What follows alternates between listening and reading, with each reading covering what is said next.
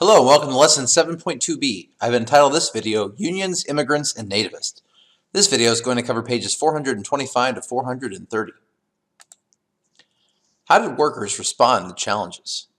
Factories of the 1840s and 1850s differed greatly from the mills of the early 1800s.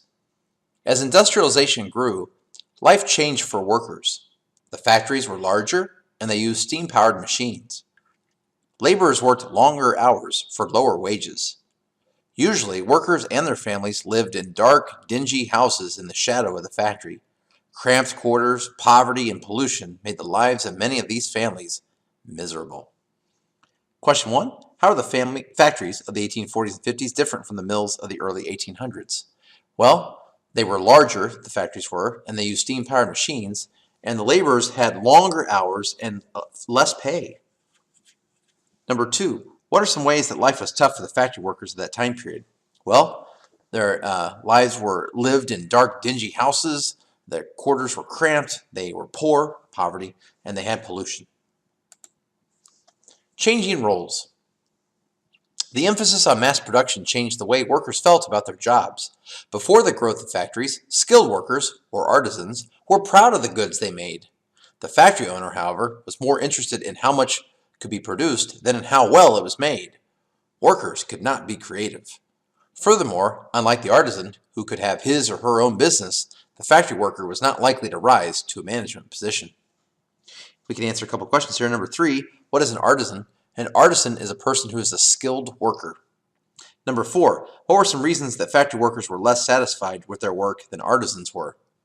Well, number 1, artisans could make what they wanted to make and they were sort of their own boss. And they could be creative. Workers at the factory could not be creative, and they were unlikely to ever be able to start their own business. Families in factories. As the need for workers increased, entire families labored in factories. In some cases, a family agreed to work for 1 year. If even one family member broke the contract, the entire family might be fired. The factory day began when a whistle sounded at 4 a.m. Yikes! The entire family, father, mother, and children, headed off to work. Many factories at that time employed young children. The workday did not end until, yes, you see that right, 7:30 p.m., when a final whistle sent the workers home. Oh, wow. So we can answer a couple of questions here. Number 5, how could a family contract impact all the members of the family in that time period? Well, if one family member broke the contract, there's a chance the entire family could be fired. And number 6, what were some of the typical hours of a factory day at that time? Waking up at 4 and going home at 7:30. And let me repeat that. That's 4 a.m. and going home at 7:30 p.m. That's no room for video games. Hazards at work. Factory workers faced discomfort and danger. Few factories had windows or heating systems. In summer, the heat and humidity inside the factory were stifling. In winter, the extreme cold contributed to frequent sickness. Factory machines had no safety devices, and accidents were common. There were no laws regulating factory conditions, and injured workers often lost their jobs. Number 7, what were some of the discomforts and dangers that workers faced in the factory? Well, they had few windows or few heating systems. So in the summer, it was extremely hot. In the winter, it was extremely cold. You could get very sick at the factory because of these conditions. There were no safety devices. So if you got your finger ripped off in a gear, you're out of luck. And they might even fire you for having lost your finger in the gear. Labor organizations and strikes. Poor working conditions and low wages led workers to organize into groups to improve their conditions. The first workers to organize were artisans. In the 1820s and 1830s, artisans in each trade united to form trade unions. Trade unions were part of a labor reform movement. The concentration of workers in cities helped the formation of unions by allowing people working in the same industry for different companies to organize together. Their trade unions called for a shorter workday, higher wages, and better working conditions. Sometimes unions went on strike to gain the demands. In a strike, union workers refused to do their jobs until managers agree to address the concerns. So now we can answer question number 8. What is a trade union? Well, that was a group of workers that organized to meet, to have some of their demands met. Number 9, what were the 3 main demands of the trade unions? And these are very common demands that are even in demand today by unions. Number 1, a shorter workday. Number 2, higher wages. And number 3, better working conditions. And of those 3, usually it's the higher wages that is the most common thing that is fought for. Number 10, what is a strike? A strike is when workers refuse to do their jobs until managers agree to address their concerns. In the early 1800s, strikes were illegal in many parts of the United States. Strikers faced fines or jail sentences. Employers often fired strike leaders. Employers were politically opposed to workers organizing. Number 11, how were strikes viewed and treated differently in that time period versus now? Well, back then, strikes were illegal in many parts of the United States. You could go to jail, face fines, you could be fired. Not good. Progress for artisans. Slowly, however, the labor reform movement made progress. In 1840, President Van Buren approved a 10-hour workday for government employees. Workers celebrated another victory in 1842 when a Massachusetts court declared that they had the right to strike. Artisans won better pay because factory owners needed their skills. Unskilled workers, however, were unable to bargain for better wages since their jobs required little or no training. Because these workers were easy to replace, employers did not listen to their demands. Question 12. How did President Van Buren, or Wolverine, help the labor movement in 1840? Well, he made a 10-hour workday the regular thing for government employees. Number 13. What important victory for workers happened in a Massachusetts court in 1842? Well, it said that striking was legal. Number 14, what is the main reason that artisans were able to win better pay than the unskilled workers? Because their skills were in demand. And it's the basic law of supply and demand. When something's in demand, it's going to be worth more than something that's not in demand. If you don't have a lot of skills, then you can be easily replaced. During the Industrial Revolution, a new awareness of class differences began to emerge. As a farming people, Americans had long viewed labor with deep respect. The changing conditions of factory labor and the gaps between the wages of unskilled workers, managers, and business owners led to a sense of people grouped in classes with shared interest. The interests of these classes were often different. By bringing together workers and managers in the same factories and cities, urbanization led to a rise in conflicts resulting from differences in social class. And now we can answer question 15. How did the Industrial Revolution lead to an increase in conflicts among the different classes? Well, as they came together in these cities, they started to realize that the desires and the wishes of the upper class were not always in agreement with the desires and wishes of the middle class or the lower class. And so sometimes these groups did not see eye to eye. Women organize. The success of trade unions encouraged other workers to organize. Workers in New England textile mills were especially eager to protest cuts in wages and unfair work rules. Many of these workers were women. Women workers faced special problems. First, they had always earned less money than men did. Second, most union leaders did not want women in their ranks. Like many people at the time, they believed that women should not work outside the home. In fact, the goal of many unions was to raise men's wages so that their wives could leave their factory jobs. Despite these problems, women workers organized. They staged several strikes at Lowell, Massachusetts in the 1830s. In the 1840s, Sarah Bagley organized the Lowell Female Labor Reform Association. The group petitioned the state legislature for a 10-hour workday. Question number 16. What were some challenges faced by women workers in that time period? Well, first of all, they earned less money than men did. Secondly, many union leaders didn't even want women in the union. They believed the place of the woman was in the home. And so that was definitely a problem. How did ethnic minorities fare in the North? By the late 1840s, many factory workers in the North were immigrants. An immigrant is a person who enters a new country in order to settle there. In the 1840s and 1850s, about 4 million immigrants arrived in the United States. They were attracted, in large part, by the opportunities for farming the land or working in the cities. Economic opportunity, then, was a key pull factor. It pulled immigrants into the country. Among the new arrivals were immigrants from Britain who came to earn higher wages. There was a greater demand in the United States for skilled machinists, carpenters, and miners. Now we can answer a couple of questions. 17, what is an immigrant? An immigrant is a person who enters a new country in order to settle there.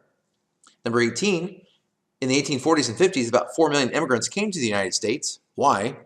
They were looking for opportunities for farming the land or working in the cities, especially in factories. 19, what is a pull factor? A pull factor is something that makes someone want to come to a different country. It makes them want to leave their country but come to the country. There's something that this country is offering them that pulls them into that country. Number 20, what was the main pull factor for British immigrants in the 1840s and 50s? Well, America had higher wage paying jobs for skilled machinists, carpenters, and miners. So those higher wages were pulling those British workers from Britain into America. From Ireland and Germany. In Ireland in the 1840s, a disease destroyed the harvest of potatoes, which were the main food of the poor people. Other crops, such as wheat and oats, were not affected. At the time, Ireland was under British rule, and most Irish crops were exported to England. When a large part of the potato crop was lost to disease, British landowners continued to ship the wheat and oats to England. There was little left for the Irish to eat. This situation caused a famine or severe food shortage. Thousands of people died of starvation. Nearly as many died from disease. This disaster became known as the Great Irish Famine. Between 1845 and 1860, over 1.5 million Irish fled to the United States, seeking freedom from hunger and British rule. Famine, then, was a push factor. It pushed the Irish to leave their country. So now we can answer a couple of questions. We can answer question number 21. Why was the potato very important to the poor people living in Ireland at that time? Well, that was their main source of food, and because potatoes are easy to grow and are very cheap to grow, this was their main food source. 22. What is a famine? A famine is a severe food shortage. 23. What was the Great Irish Famine? Well, this is where a potato blight wrecked the potato crop in Ireland, and many Irish were starving to death, and they decided, we're either going to die or we're going to have to leave. 24. What is a push factor? A push factor is a factor or an impact that makes someone want to leave their country. So something bad is happening in their country, and it pushes them out of the country that they currently live in. For the Irish at that time, clearly the potato famine is what pushed them out of Ireland. Meanwhile, many Germans were also arriving in the United States. Harsh weather conditions from 1829 to 1830 resulted in severe food shortages in Germany. By 1832, more than 10,000 Germans were coming to the United States every year, seeking fertile land to farm and a better life. In 1848, revolutions had broken out in several parts of Germany. The rebels fought for democratic reforms. When the revolts failed, thousands had to flee. Attracted by its democratic political system, many came to the United States. Many other German immigrants came simply to make a better life for themselves. Between 1848 and 1860, nearly 1 million Germans arrived in the United States. So now we have question 27. Why did many German immigrants settle? I skipped ahead. Number 25. What were the push factors for German immigrants coming to America in the 1830s and 40s? Well, there were several push factors. Number one, there was some severe weather in 1829 and 1830, which led to severe food shortages, so they were hungry. Second, they didn't have a lot of fertile land to farm in Germany at that time. Third, there were revolutions that broke out in their country that they wanted to get away from. And fourth, their lives weren't very good in Germany. Immigrants enriched the nation. Immigrants supplied much of the labor that helped the nation's economy grow. Although most of the Irish immigrants had been farmers, few had money to buy farmland. Many settled in the northern cities where low-paying factory jobs were available. Other Irish workers transformed the environment by helping to build many new canals and railroads. Irish women often served as servants in private homes. Immigrants from Germany often had enough money to move west and buy good farmland. These immigrants transformed the environment by turning prairie into farmland. Others were artisans and merchants. Cities of the Midwest, such as St. Louis, Milwaukee, and Cincinnati, had German grocers, butchers, and bakers. A small minority of the immigrants from Germany were Jewish. German Jews began immigrating to the United States in the 1820s. By the early 1860s, there were about 150 communities in the United States with substantial Jewish populations. Now we can answer a couple of questions. We can answer question number 26. What was the main reason why most Irish immigrants settled in northern cities? Well, two reasons basically. Number one, they didn't have enough money to buy farmland in the Midwest and West, so a lot of them were so poor that when they came to America, they had to settle right where they were. That was all the money they had. And secondly, that's where the factory jobs were. So with the lack of money and needing a job, many of them said, I'm just going to stay right here on the East Coast.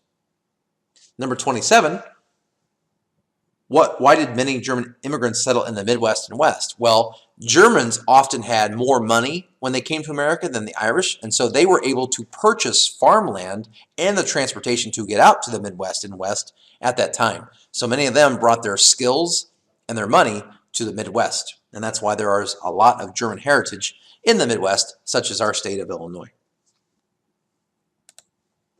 A reaction against immigrants. Not everyone welcomed the flood of immigrants. One group of Americans, called nativists, wanted to preserve the country for native-born white citizens. Using the slogan, Americans must rule America, they called for laws to limit immigration. They also wanted to keep immigrants from voting until they had lived in the United States for 21 years. At the time, newcomers could vote after only 5 years in the country. Now we can answer question 28. What is a nativist? A nativist is someone who wants to preserve America or their country for native-born white citizens. 29. What were some of the goals of nativists? Well, number one, they wanted laws that limited how many immigrants could come to our country, and they wanted to keep immigrants from voting until they had lived in America for 21 years. That's a long time. Some nativists protested that newcomers, quote, stole jobs from native-born Americans because they worked for lower pay. Furthermore, when workers went on strike, factory workers often hired immigrant workers to replace them. Many distrusted the different languages, customs, and dress of the immigrants. Others blamed immigrants for the rise in crime in the growing cities. Still, others mistrusted Irish newcomers because many of them were Catholics. Until the 1840s, most immigrants from Europe had been Protestants. As American cities attracted Catholic immigrants, these cities became centers of conflicts over religion. And now we can answer question 30. What were some reasons why nativists did not like immigrants? Well, there's a lot here. Number one, they were afraid that they were going to steal their job. Number two, they didn't like that they would work for lower pay. Number three, if the people that were already in America wanted to go on strike, many times the immigrant workers would take their place when they were going on strike. Number four, many people that were in America already didn't trust their languages of these immigrants or their customs or how they dressed. Another reason, they were blamed for the rise in crime in the growing cities. And still another reason yet was sometimes their religion was different than the religion that the people here in America already practiced. So a lot of reasons there that natives did not like immigrants. By the 1850s, hostility to immigrants was so strong that nativists formed a new political party. Members of the party were anti-Catholic and anti-immigrant. Many meetings and rituals of the party were kept secret. It was called the Know Nothing Party because members answered, I know nothing, when asked about the party. The message of the party did gain supporters, but its support was limited to the North, where most immigrants settled. In 1856, Millard Fillmore, the Know Nothing candidate for president, won 21% of the popular vote. Soon after, however, the party died out. And now we can answer question 31. What were the views of the Know Nothing Party? Well, their views were, number one, they didn't like Catholics, and number two, they didn't like immigrants. African Americans faced discrimination. During the nation's early years, slavery was legal in the North. By the early 1800s, however, all of the northern states had passed laws to bring an end to slavery. In some states, only the children of slaves gained freedom at first. Many did not completely abolish slavery until the mid-1800s. Still, thousands of free African Americans lived in the North, and their number grew steadily during the early 1800s. Free African Americans in the North faced discrimination. Discrimination is a policy or an attitude that denies equal rights to certain groups of people. As one writer pointed out, African Americans were denied the ballot box, the jury box, the halls of the legislature, the army, the public lands, the school, and the church. Question 32. In the early 1800s, what had happened to slavery in all of the northern states? It had come to an end. 33. What is discrimination? That is a policy or an attitude that denies equal rights to certain groups of people. And that has happened many times over our nation's history. In this particular case, we're talking about discriminating against African Americans. 34. What are some examples of how free African Americans experienced discrimination in the North? Well, as the quote said, they were discriminated at the ballot box, they were discriminated at the jury, in the halls of legislature, in the army, public lands, in the schools, and even in churches, if you can imagine that. Even skilled African Americans had trouble finding good jobs.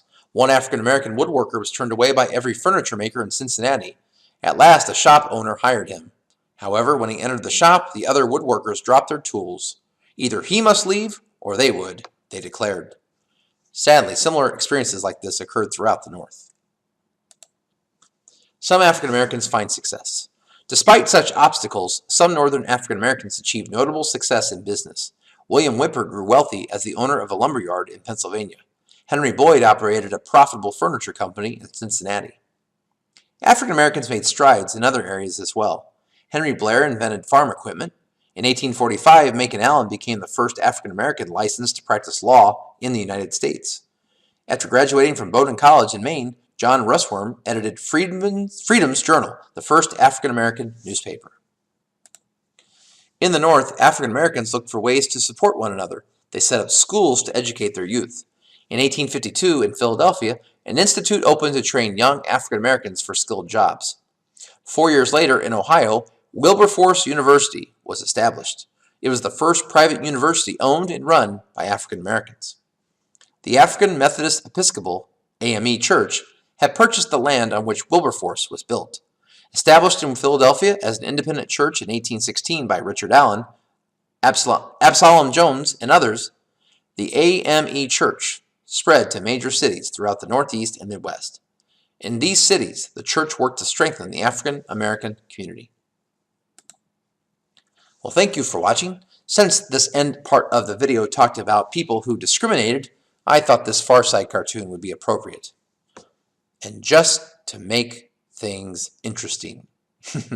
Thank you and have a nice day.